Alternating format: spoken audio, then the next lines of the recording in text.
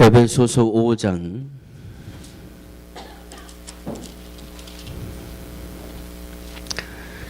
15절로 18절 말씀까지 우리 한 목소리로 합독하시겠습니다. 에베소서 5장 15절로 18절, 제가 가진 책으로 신약성경 315페이지입니다. 15절부터 시작. 그런즉 너희가 어떻게 행할 것을 자세히 주의하여 지혜 없는 자같이 말고 오직 지혜 있는 자같이 하여 세월을 아끼라. 때가 악하니라. 그러므로 어리석은 자가 되지 말고 오직 주의 뜻이 무엇인가 이해하라. 술 취하지 말라. 이는 방탕한 것이니 오직 성령의 충만함을 받으라. 이 말씀은 살아계신 하나님의 말씀입니다. 아멘. 할렐루야. 오늘 찬양을 못 들으신 분들은 일생의 후회가 될 것 같은데.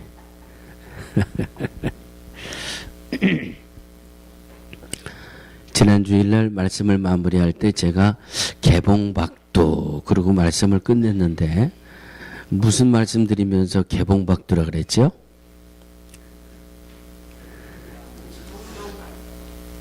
에?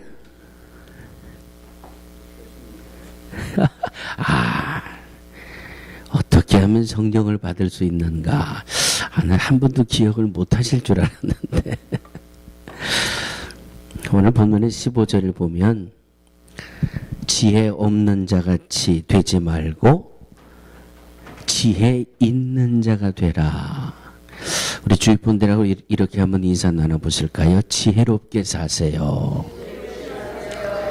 지혜롭게 사세요.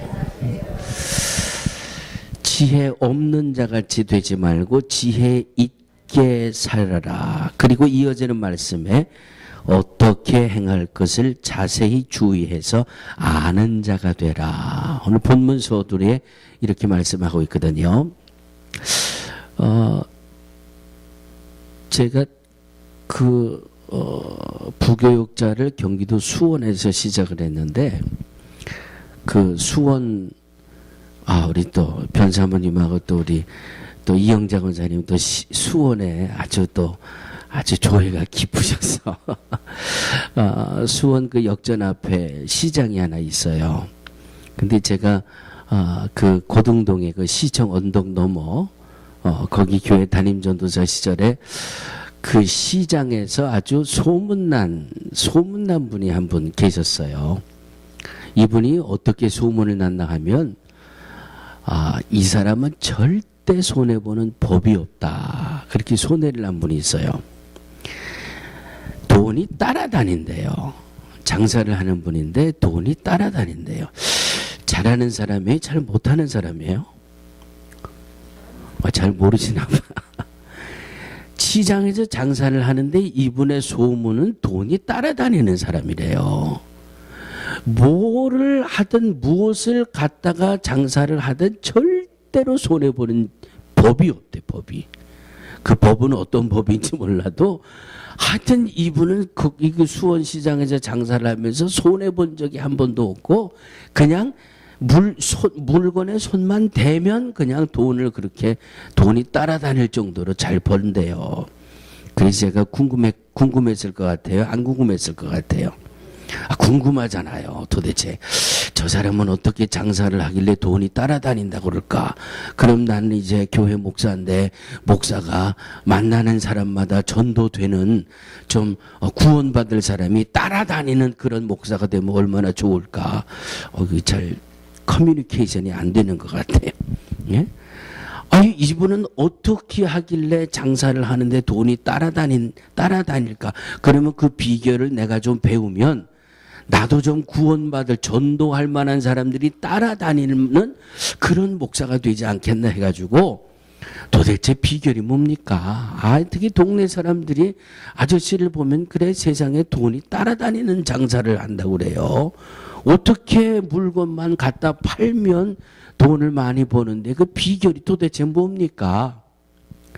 그분이 뭐라고 그러셨을 것 같아요?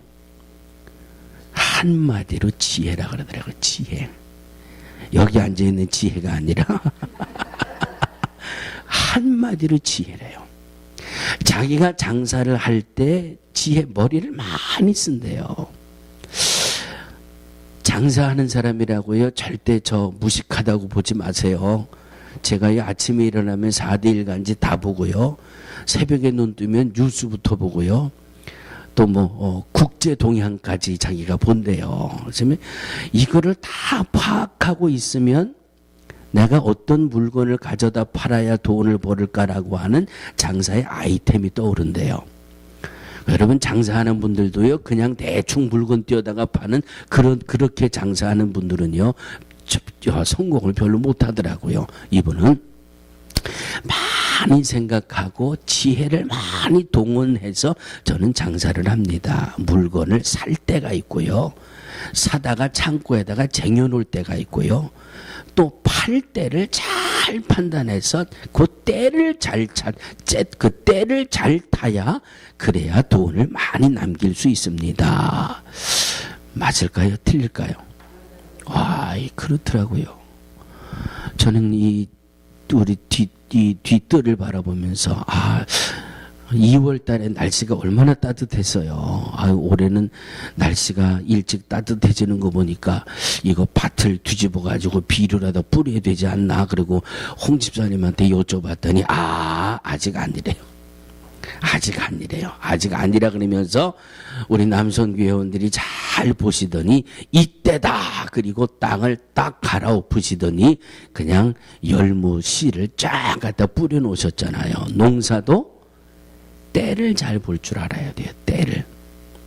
장사하는 분들도 그 때를 잘 보는 지혜가 있어야 된다 그러고, 농사를 하는 이 농부들도 때를 잘 판단할 줄 아는 그런 지혜가 있어야 한다 그러고, 그러면 믿음 생활은 이 세상에서 돈벌이 하는 지혜보다 농부들이 씨앗 뿌리고 거두는 그런 때를 판단하는 지혜보다 믿음 안에 살아가는 하나님의 자녀들은 더 지혜로워야 되지 않겠습니까? 더 때를 지혜롭게 분별할 수 있는 이런 지혜가 우리 안에 있어야 할 줄로 믿습니다. 그래서 지금이 내가 뭐 할 때인지, 지금이 내가 기도할 때인지, 지금이 내가 말씀 묵상하면서 은혜 받아야 될 때인지, 지금 나가 복음을 전해야 될지, 지금 내가 주의 일을 할 때인지, 그 때를 잘 판단할 수 있는 지혜가 있어서 때를 놓치지 않고 주의 일에 열심을 다하면 우리도 세상에서 부럽지 않은 장사꾼처럼 정말 하늘나라 큰 상급을 예비하며 살아가는 복된 삶을 우리도 살아가게 될 줄로 믿습니다. 아멘. 자, 지혜롭게 살아가야 할 것을 말씀하면서 첫 번째, 지혜로워야 합니다 하는 지혜롭기 위한 첫 번째 행동 강령. 오늘 본문을 통해서 믿음의 사람들이 지혜롭게 살아야 되는데, 지혜롭게 살려면 어떻게 살아야 된다. 오늘 첫 번째 주시는 말씀은 18절입니다. 시작.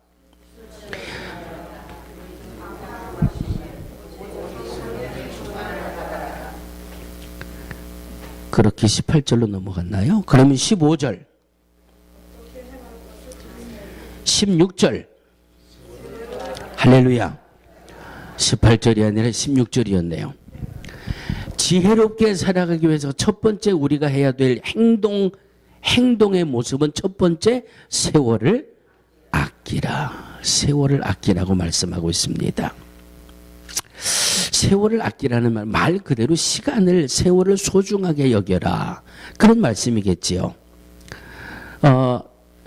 한국을 대표하는 그 인권운동가 중에 함석헌 선생님이라는 분이 계세요.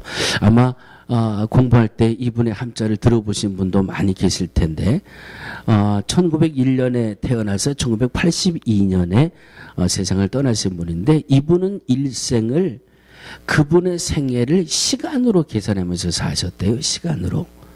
내가 오늘을 삽니다, 내가 하루를 삽니다가 아니라 내가 24시간을 삽니다. 그렇게 표현을 하셨대요. 하루를 삽니다 보다 24시간을 삽니다 하고 보니까 그 시간, 세월의 흐름이 훨씬 심각하게 내게 부딪혀 오더라, 그 말씀이에요. 자, 지금 시간이 12시 35분입니다. 그러면 우리는 지금 2016년 4월 10일 24시간 중에 몇 시간을 살았어요? 12시간 35분을 살은 거예요, 우리는. 하루에 반을 살았다라는 것보다 24시간 중에 12시간 반, 앞으로 내게 남은 11시간 25분 중에 잠자는 시간 빼고 밥 먹는 시간 빼고 이것저것 하는 거 몇 시간 해서 빼버리면 오늘 나의 남은 시간이 그렇게 많은 시간이 아니라는 것이죠. 그러니까 매번 시간으로 생각을 하고 하루하루를 부딪혀 오니까 그냥 세월의 소중함이 훨씬 강하게 마음에 느껴지더라, 그 말씀이에요. 그래서 말씀을 준비하면서 정말 그렇다. 세월이 참 빠르게 지나가네. 내 과거가 참 빠르게. 어이구, 오늘이 벌써 4월 10일이네. 어이구, 벌써 4달을 지나갔네. 이런 것보다도 1년을 계산하면 8,760시간이라고 하는데 8,760시간 빼기 오늘 4월 10일까지의 시간을 빼버리면 몇 시간 이렇게 남을 거 아니에요? 그 남은 시간 중에 하루에 한 5시간, 6시간 잔다고 해서 그 5시간, 6시간 남은 거 빼버리고 밥 먹는 거 빼버리고 화장실 가는 거 빼버리고 그냥 그러고 빼버리면 앞으로 2016년도 별로 그렇게 몇 시간이 안 되더라. 이런 계산이 나오니까 훨씬 세월을 소중하게 아끼며 살아가는 그런 모습을 간직할 수 있다, 그런 말씀을 하더라고요. 많은 사람들이, 우리 교회 온 식구들도 마찬가지입니다. 세월이 참 빠르다라고 이야기합니다. 그래서 많은 분들은 인생을 말할 때 쇠털같이 많은 날들이 있습니다. 그래요. 여러분, 새털이 맞을까요? 쇠털이 맞을까요? 어제 한참 고민했어요, 저도. 그래서 결국은 국어사전을 찾아봤더니 새털은 틀린 거래요. 쇠털이래요, 쇠털. 그래서 왜 쇠털이냐 그랬더니 그건 국어사전에도 뚜렷하게 대답을 안 주고 그냥 많은 세월을 비유하는 말로 그냥 쇠털같이 많은 날이다, 그렇게 썼대요. 그러니까 그냥 우리들의 착각이 새가 털이 많으니까 그냥 쇠털이다. 이건 내가 잘못 들었나 보다. 그냥 저도 이 말씀을 준비하기까지는 새털같이 많은 날이라고 그렇게 알았는데 말씀을 준비하다 보니까 새털이 아니라 쇠털이더라고요. 쇠털. 쇠털은 말 그대로 소의 털인데 왜 소의 털에 비유하냐 그랬더니 뭐라고 뚜렷한 대답을 못 줘요. 그래서 제 스스로 판단하기는 새털보다 소의 털이 더 많구나. 내가 이제 그렇게만 결론을 냈는데 어쨌든 인생이 참 많은 것 같아요. 쇠털이든 소털이든 인생이 참 많은 것 같은데 벌써 80년을 넘게 살아오셨잖아요. 많은 것 같은데 벌써 2016년 365일 중에 4달을 지나가 버렸, 한 100일을 벌써 지나가 버렸잖아요. 그러니까 한 265일 정도 올해가 남은 거예요. 새털같이, 쇠털같이 날짜가 많다라고 이야기하는데 또 한쪽에 가보면 60대가 되면 세월이 60마일로 지나가고 70대가 되면 세월이 70마일로 지나가고 그 다음 내가 또 할 줄 알았지만 안 할 거예요. 또 이제 80마일이라 할 거다 기대하실 것 같은데 내가 70에서만 딱 멈출 거예요. 세월이 참 빠르게 지나갑니다. 얼마나 빠르게 지나가는지 물이 흘러가는 거에 비유하잖아요. 세월이 유수와 같다. 얼마나 많이 우리의 시간들이 빨리 지나가는지 알 수 없습니다. 그렇기 때문에 세월이 내 인생은 날짜가 많은 줄 알았는데 언제 살아왔는지 벌써 내가 30곡에 지나가 40곡에 지나가 50곡에 지나가 이제 60곡에 넘어 70 넘어 80 넘어 하나님 나 잠자는 잠결에 나 하늘나라 가게 해주세요. 그렇게 기도하시는 분들이 벌써 많으시잖아요. 인생이 많은 줄 알았는데 벌써 이만큼 훅 하고 지나가 버리고 말았단 말이에요. 그동안 여러분 뭐 하면서 오셨습니까? 정말 오늘 말씀에 비추어 볼 때 세월을 아끼며 살아오셨습니까? 아마도 주님 앞에 갈 때까지 이 말씀을 묵상할 때마다 나는 자유롭지 못할 것 같아요. 시간을, 세월을 아끼고 시간을 아끼며 살아왔느냐라고 따지면 정말 주님 앞에 부끄러운 대답밖에 없어요. 하나님, 어쩌다 보니까 벌써 내일 모레가 60이네요. 어쩌다 보니까 벌써 내가 80고개를 넘었네요. 어쩌다 보니까 벌써 내가 70고개를 넘었네요. 이런 고백이 그냥 하다가 벌써 여기까지 오지 않으셨습니까? 이제부터 얼마인지 알 수 없습니다. 저에게 남아있는 세월이 얼마인지 알 수 없습니다. 여러분들에게 하나님이 남겨주신 세월이 얼마인지 알 수 없습니다. 그러나 분명한 것은 남은 세월을 아끼며 살아야 한다라고 하는 것이 오늘 본문을 통해서 저와 여러분들에게 주시는 하나님의 음성입니다. 할렐루야. 세월을 아끼라고 하셨습니다. 세월을 아끼는데 이 세월을 아끼는 그 핵심에 보니까 이 세월, 빠르게 지나가는 세월 속에 내가 뭘 해야 되는지를 그것을 찾아내야 되고, 내가 지금 내가 무엇을 할 때인지를 깨달을 수 있는 지혜가 우리에게 필요하다라고 하는 것이 세월을 아끼라고 하시는 주님의 음성의 첫 번째 모습입니다. 두 번째, 세월을 아끼라고 하시면서 오늘 18절 말씀에 술 취하지 말라 이는 방탕한 것이니 오직 성령의 충만함을 받으라. 세월을 아끼고 믿음 생활, 영적인 생활, 내가 영원한 때를 예비하고 준비할 수 있는 그 지혜로운 삶을 위해 세월을 아껴야 하고, 두 번째는 술 취하지 말라.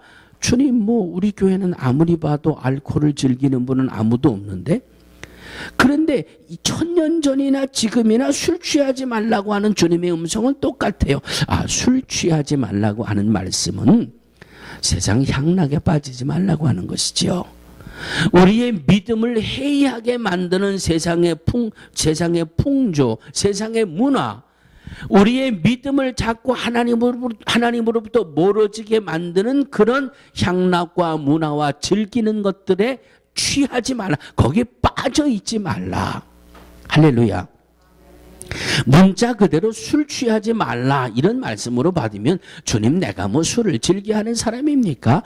우리 교회에 크리스찬 중에 알코올릭이 얼마나 있습니까? 얼마든지 대답하기 쉽잖아요. 그런데 하나님보다 마음을 더 빼앗아가는 것, 내게 주어진 24시간 중에 그냥 한 10시간 잠잔다고 치자고요.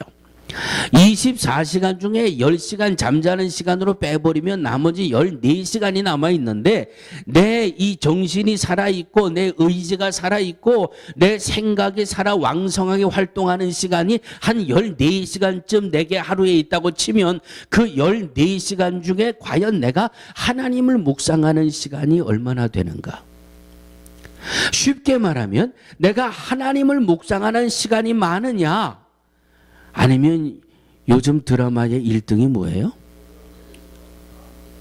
뭐라고 큰 소리로 가르쳐 주는데 내가 못 들었네. 요새 뭐예요? 송중기? 태양의? 할렐루야, 할렐루야. 얼마나, 태양의 후예라는 드라마가 요즘 1등이래요. 그런데 보통 드라마 한 편은 시작부터 끝날 때까지 시간을 따지면 한 4, 50분 하죠? 영화 한 편을 보려면 한 시간 보통 90분, 100분 그렇게 하고, 드라마는 보통 45분, 50분 그 정도 따지는데, 자, 드라마를 볼 때는 참 그 스토리에 빠져가지고 말이죠.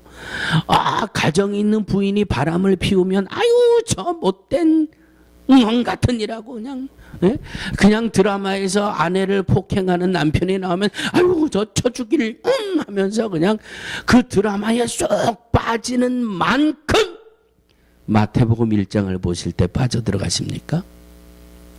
그 드라마를 보면서 요거 아슬아슬하게 끝났는데 다음 편에는 어떻게 나올까 하는 기대하는 그 마음만큼 창세기 1장을 바라보고 계십니까?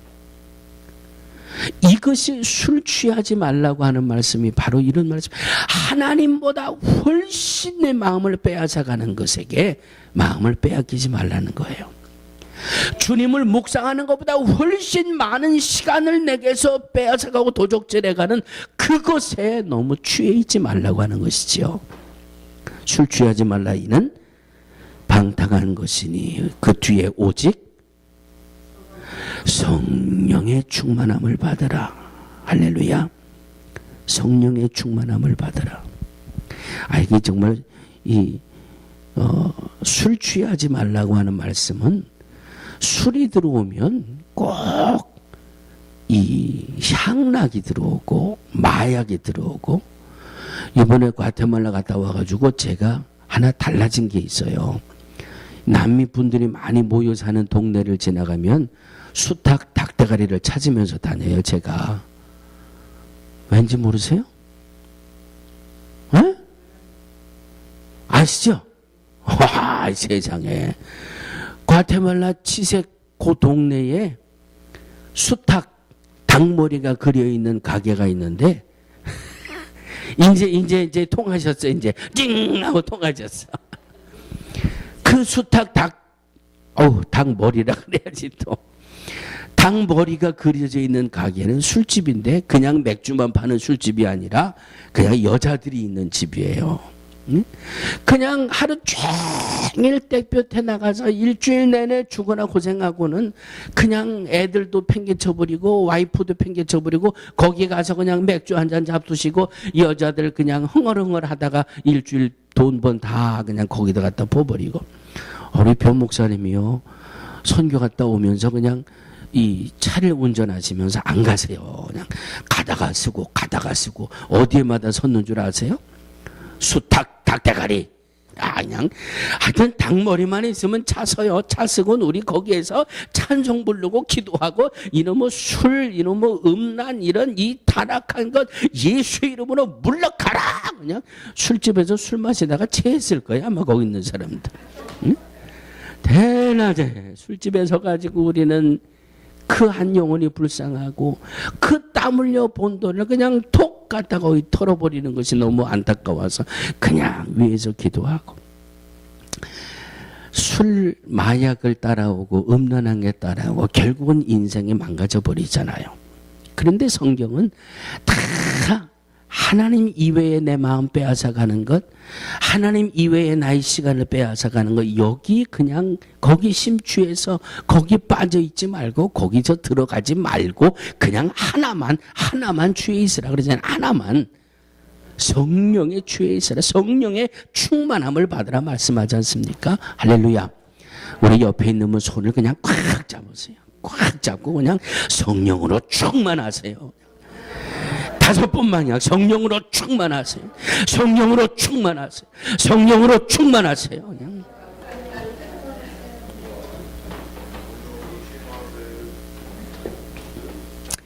한국의 이 넌 크리스찬들이 기독교를 공격하는 이유 중에 교회가 너무 많다 그러잖아요. 그러면서 우리들은 이래요. 목사님, 밤에 한번 아파트 옥상에 올라가 보세요. 빨간 십자가가 얼마나 많은지 몰라요. 그래서 제가 진짜 밤에 아파트 옥상에 올라가 봤더니 십자가가 많을까요? 안 많을까요? 많아요. 그런데 여러분 잘 들으세요. 한밤중에 어두움을 비추고 있는 빨간색 십자가보다 흥청망청 인생을 병들게 하고 인생을 망가뜨리는 술집의 불이 더 밝아요. 예? 숫자를 따져보면은요, 교회보다 술집이 훨씬 숫자가 많아요. 그럼 그 쓸데없는 소리 할 필요 없는 거예요. 교회는 더 세워져야 돼요. 십자가는 더 세워져야 돼요. 아멘? 그 술 속에, 음란 속에 죽어가는 영혼들을 구원해내는 십자가가 역사를 감당해야 되는데 아직 부족해요. 아유, 밤에 보니까 정말 많기는 많습디다. 그거 틀린 말이에요. 술집에 불이 훨씬 많아요. 그러니까 교회는 더 세워져야 돼요. 아멘? 그냥 텔레비만, 요새 뭐 드라마만 했다 하면 그냥 잡수시고 그냥 뭐라 그래, 꽐라가 되는데, 꽐라. 여러분, 꽐라가 뭔지 아세요? 지혜. 꽈라가 뭔지 알면서도 몰라는 척하는 거 봐 또. 요즘 젊은이들 문화가 아주 술에 그냥 만취가 돼가지고 그냥 앞뒤 분간 못하고 행을 이루고 다니는 그 모습을 보고 꽈라가 된다고 그렇게 표현을 하더라고요. 드라마마다 식당마다 제가 한번 다음에 한국 나가면 한번 조사를 해보려고 그래요. 제가 몇 년 전에 세상에 을지로 사가에 있는 그 냉면집에 가거든요. 냉면 맛있다 그래가지고 아니 냉면을 먹는데 무슨 소주를 시키나 몰라 나는.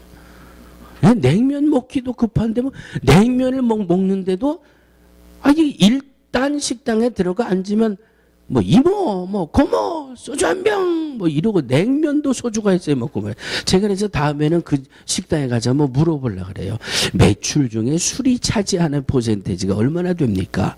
물론 얼마 안 되겠지요. 얼마 안 되겠지만 꼭 굳이 그렇게 해서 내 정신을 알코올에다가 콱 잡히게 할 필요가 있을까? 특별히 믿음의 사람들에게는 성령의 충만함을 받으라 그랬습니다. 술에 잡히지 말고 세상 향락에 잡히지 말고 세상 문화에 잡히지 말고 그냥 오직 하나만 잡혀라. 오직 하나 성령에만 사로잡혀라. 성령의 충만함을 받으라. 이것이 바로 하나님의 자녀들이 세월을 아끼고 세상에서 지혜롭게 살아가는 유일한 방법이라고 말씀하고 있습니다. 할렐루야. 그래서 성령 충만을 받으라는 말씀 앞에 오직이라고 하는 말을 붙여놓은 거예요. 오직 성령의 충만함을 받으라. 그럼 이 성령의 충만함을 받는다는 것은 어떤 것일까? 언젠가 제가 이런 비유를 한번 들어서 말씀드린 적이 있습니다. 고무풍선에 물을 잔뜩 담았습니다. 물을 잔뜩 담아놓고 고무풍선을 터뜨리면 그 안에서 뭐가 나올까요? 그 고무풍선 안에다 오렌지 주스를 잔뜩 채웠습니다. 그리고 오렌지 주스 같은 풍선을 터뜨리면 뭐가 나올까요? 고무풍선에다가 모래를 가득 채웠습니다. 모래가 들어있는 풍선을 터뜨리면 뭐가 나올까요? 자, 옆에 있는 분 한번 푹 찔러보세요. 그럼 아무것도 안 나와요?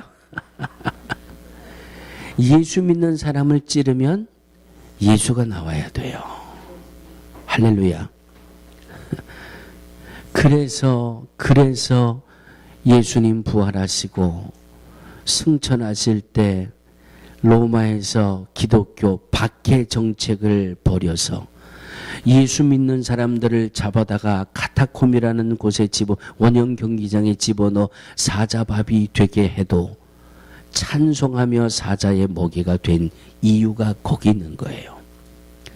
예수 믿는 사람이 환난이 와서 가시가 팍 꽂혔습니다.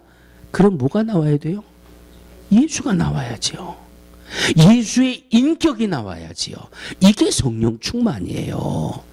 뭐 성령 충만하다고 그냥 방언하고 뭐 투시 보고 뭐 환상 보고 뭐 이렇게 해야 성령 충만인 줄 아는데 아니요. 성령 충만은요 말 그대로 성령으로 꽉 차 있는 게 충만이에요. 성령 충만은 이 안이 예수로 꽉 차 있는 게 성령 충만이에요.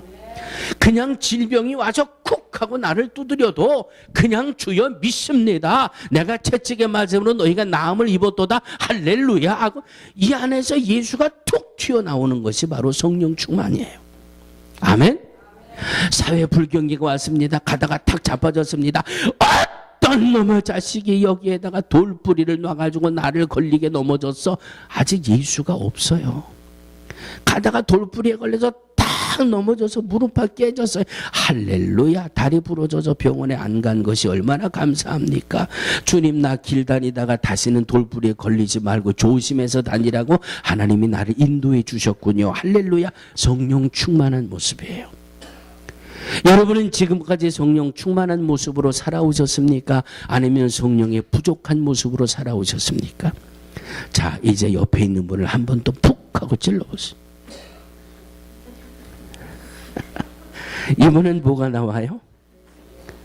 예수가 나와요. 할렐루야. 성령 충만은 바로 이런 모습이에요. 믿음의 사람들이 무슨 일을 만나든지 이 속에서, 왜 이 속에 성령이 있고 예수가 충만하니까 그냥 말도 예수님의 언어, 예수님의 인격, 예수님의 능력, 예수님의 역사가 우리를 통해서 이루어지는 것이 바로 성령의 충만이라는 겁니다. 아멘.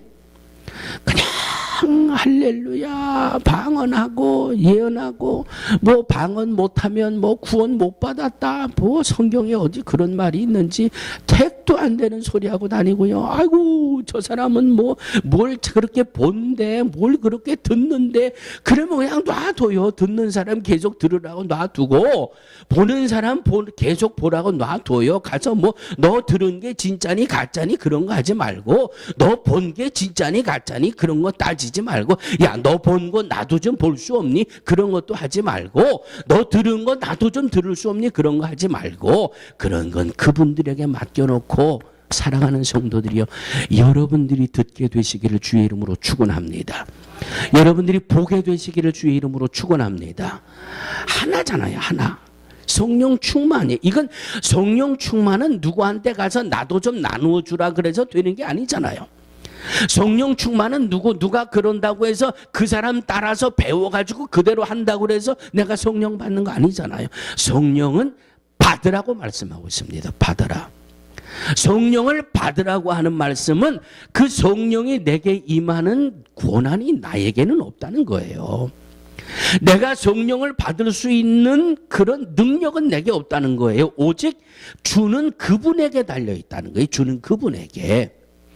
성령은 주는 분이 내게 주셔야 되는데, 성령을 내게 주시는 그분이 내게 명령하는 것은 성령을 충만히 받아라. 받아라라고 하는 것이 주님의 명령이에요. 성령 받는 모습이 방언을 하는 모습으로 나타나든지, 뭐 환상을 보든지, 뭐 예언을 하든지, 통변을 하든지, 이건 그냥 다 저 멀리 제쳐놓고, 이건 성령 받으면 자연히 따라 나오는 모습이고, 성령을 충만히 받으라고 하는 것은 성령을 가지신 주님의 명령이에요. 우리는 그냥 성령을 받으면 돼요. 자, 그러면 이제 지난 주일날 말씀을 마무리할 때 어떻게 하면 성령을 받을 수 있을까? 개봉박두 일주일 동안 말씀을 잘 한번 연구해 보고 오십시오. 제가 지난 주일날 그렇게 말씀드렸는데, 자, 우리가 어떻게 하면 성령을 받을 수 있을까요? 말씀에 충실하고, 말씀과 기도로 행함이 있어야 되고,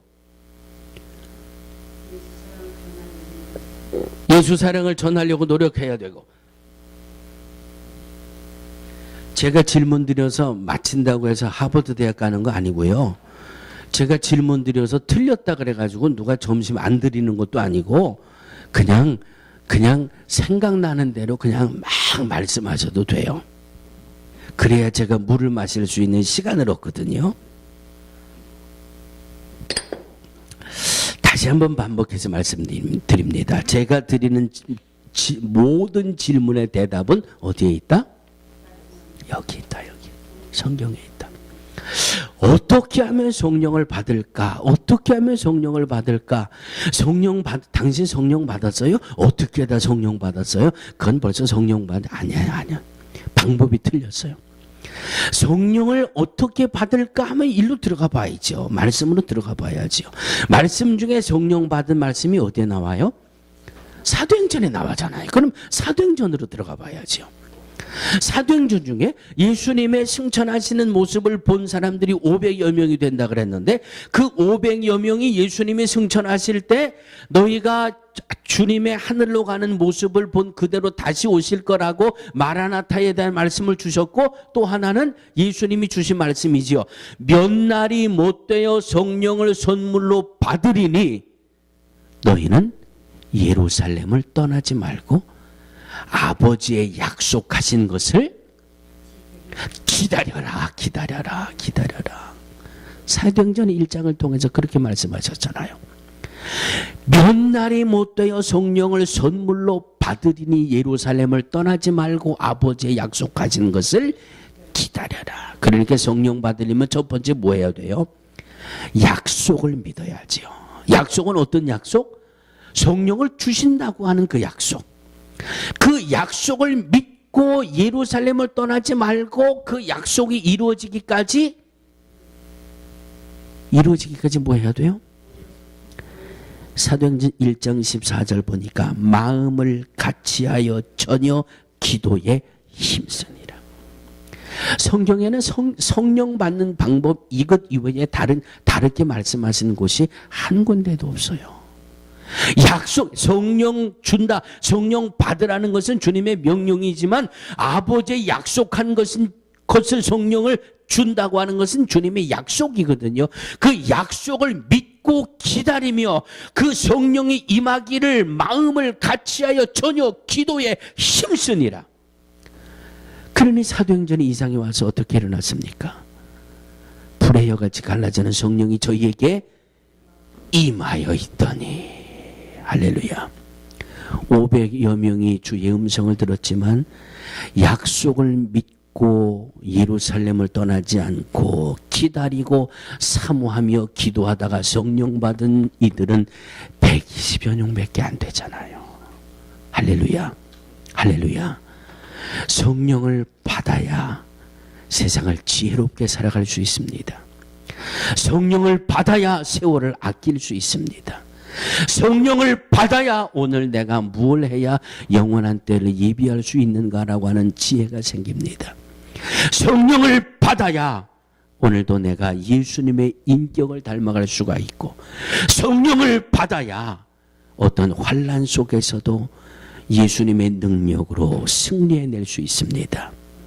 주의 약속을 붙드시고 간절히 사모하며 기다리며 기도하다가 성령 충만함을 받을 수 있는 저와 여러분들이 되어지기를 주의 이름으로 축원합니다. 성령이 함께 하시면 우리의 상상을 초월하는 역사를 이루어낼 수 있습니다. 성령이 함께 하시면 나는 못할 것 같지만, 내 능력으로는 안 될 것 같지만 하나님이 알파와 오메가가 되어주심으로 우리는 모든 일에 능치 못함이 없는 삶을 살아가게 될 줄로 믿습니다.